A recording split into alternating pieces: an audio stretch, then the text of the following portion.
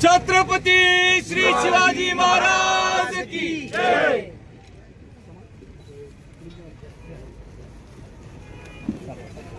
जय जिजाऊ जय शिव। आज काय कार्यक्रम आहे काय सांग बरं काय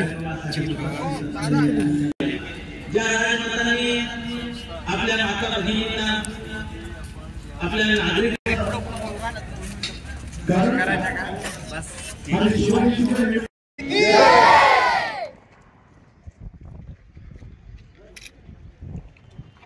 आणि मी तुम्हाला सांगेन की मी आज यानंतर कमेंट एक मुलेचा भाग म्हणून आम्ही आपल्या सर्व जिजाऊच्या इकडे या ठिकाणी आहोत।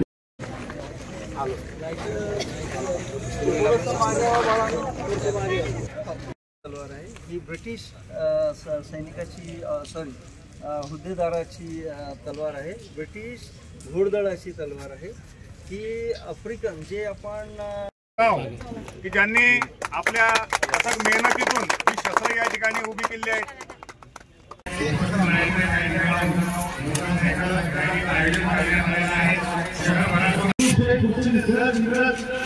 या सगळ्या सत्ता संघर्षाच्या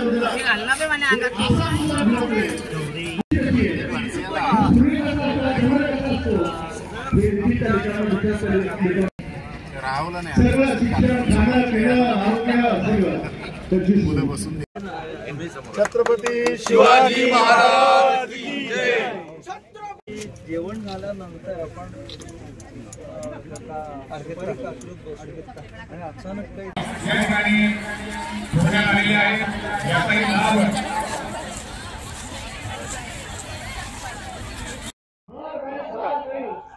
शिवजयंती उत्सवाच्या निमित्ताने बुलढाण्याकरांसाठी एक दुर्मिळ असा योग या शस्त्र प्रदर्शनीच्या निमित्ताने घडून येतो आहे।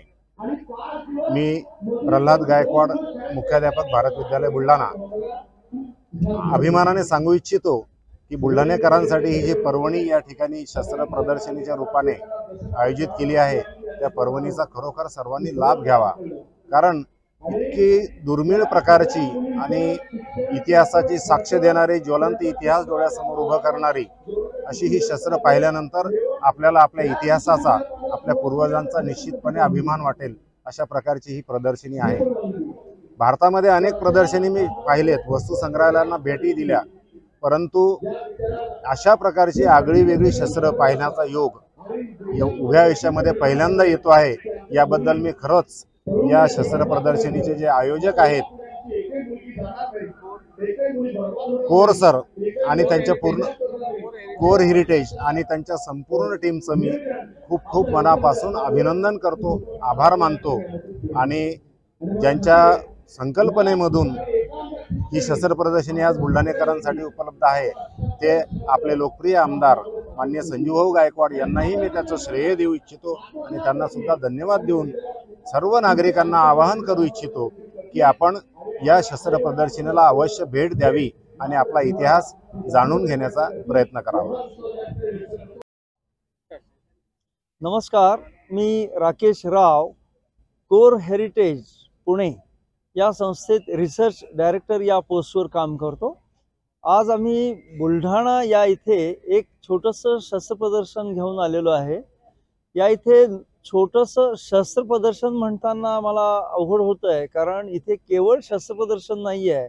कल्चरल हेरिटेज हा जो इंग्रजी शब्द आपण नेहमी म्हणतो तो कल्चरल हेरिटेज संपूर्ण कल्चर, फक्त या इथे लष्करी कल्चर आहे आणि या लष्करी कल्चरमध्ये आपण विविध प्रांतातल्या गोष्टींचं प्रदर्शन आपण मांडलेलं आहे।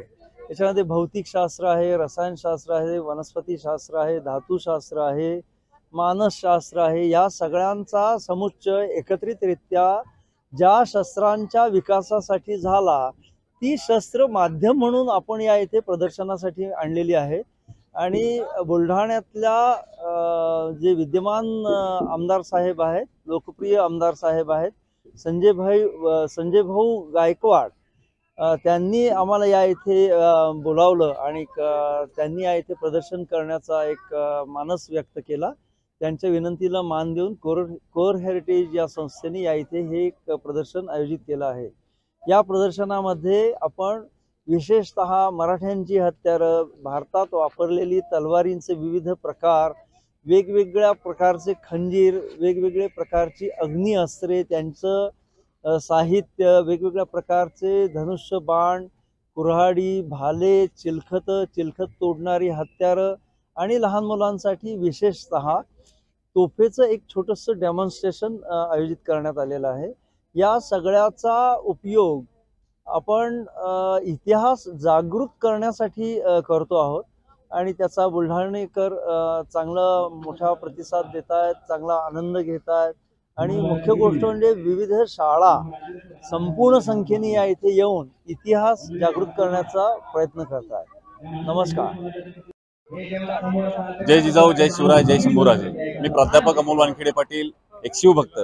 या ठिकाणी 16 तारखेला जिजामाता प्रेक्षागारमध्ये सार्वजनिक शिवजयंती उत्सव समितीच्या वतीनं आणि धर्मवीर आमदार संजूभाऊ गायकवाड यांच्या कल्पनेतून भव्य शस्त्र प्रदर्शनी या ठिकाणी आयोजित केली आहे। शालेय विद्यार्थ्यांसाठी 3 दिवस ही शस्त्र प्रदर्शनी सुरू राहणार आहे। खऱ्या अर्थानं छत्रपती शिवाजी महाराजांचा जो इतिहास आहे, छत्रपती शिवाजी महाराजांनी ज्या काही लढाया केल्या, तर त्या लढाया करत असताना जे शस्त्र होते आणि या शस्त्राच्या मदतीने छत्रपती शिवाजी महाराज आणि त्यांच्यासोबत असलेले जे मावळे आहेत, तर त्यांनी ह्या लढाया यशस्वी केल्या, या मोहिमा फत्ते केल्या।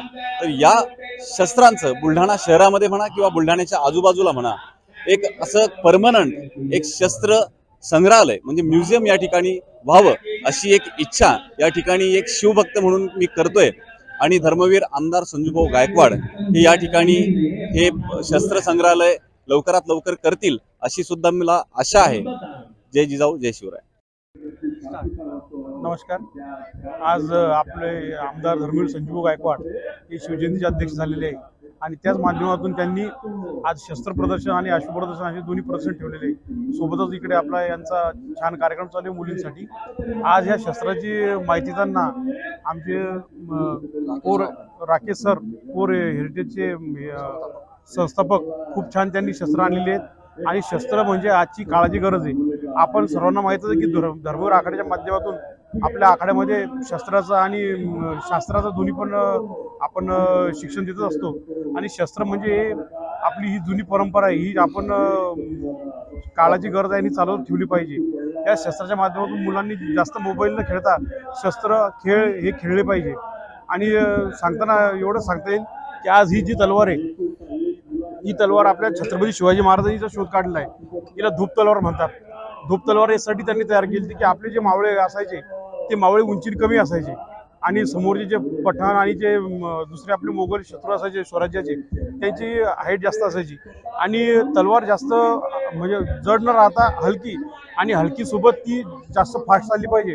या माध्यमातून महाराजांनी याची जी पाते या धूप तलवारीची ते स्पेशल स्पेनला ऑर्डर देऊन बोलवले होते आणि त्या अनुषंगाने समोरचे किती हेल्दी असले किंवा उंच असले तर आपल्या मराठा मावळ्यांचे हात फास्ट चालून त्यांना या धूप तलवारीमार्फत हरवायचे।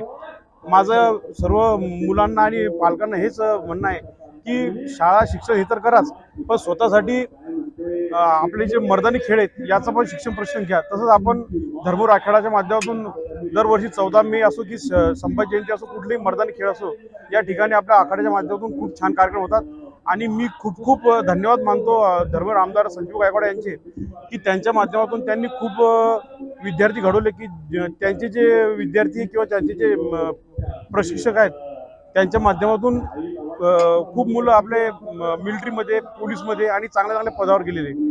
याच अनुषंगाने आपल्या धर्मवीर आमदार संजू गायकवाड यांच्या माध्यमातून आपलं जे येळगाव धरण आहे त्याच्या खाली पण खूप मोठं आपलं शस्त्र संग्रहालय खुलणार आहे। बस।